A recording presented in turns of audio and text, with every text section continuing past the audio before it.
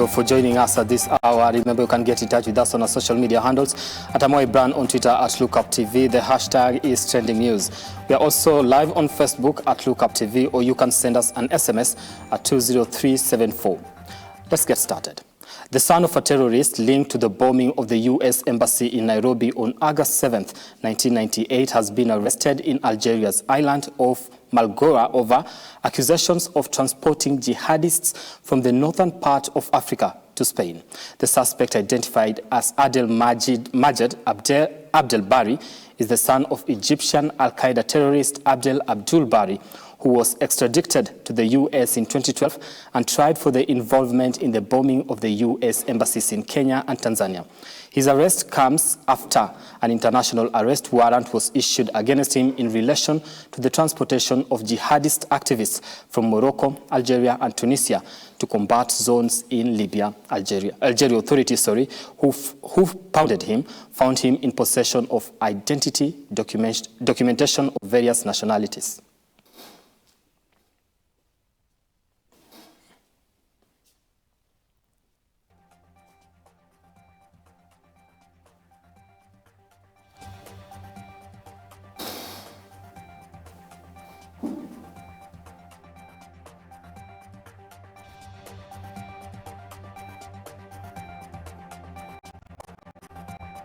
Now, moving on, exactly 23 years ago on August 7, 1998, over 200 people died after two bombs exploded at the U.S. Embassy in Nairobi, an attack that changed the lives of over 4,000 people who were wounded in the tragedy. A terror group by the name the Liberation Army for Holy Sites took credit for the bombings. U.S. investigators, however, believed the term was a cover used by Egyptian Islamic jihadists who are believed to have actually perpetuated the bombing. On August 7, 1998, between 10:30 a.m. and 10:40 a.m., suicide bombers in a truck armed with explosives parked outside the embassy in Dar es Salaam and Nairobi and detonated almost simultaneously. More than 200 people were killed in the Nairobi blast and an estimate of 4,000 wounded. The attack was on the U.S. embassy, but majority of the victims were local citizens. Terrorist Azam drove the Toyota Deng towards the embassy along with Mohammed Rashid Dawood. A local guard was warned to open the gate immediately and fired upon when he refused to comply.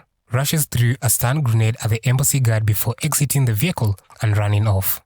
The explosion damaged the embassy building and collapsed the neighboring Ufundi building where most victims were killed, mainly students and staff of the Secretarial College. The heat from the blast was channeled between the buildings towards Haile Selassie Avenue, where a packed commuter bus was burned. Windows were shattered in a radius of nearly half a mile, approximately 800 meters. A large number of eye injuries occurred because people in buildings nearby who heard the first explosion of the hand grenade and the shooting went to their office windows to have a look when the main blast occurred and shattered the windows.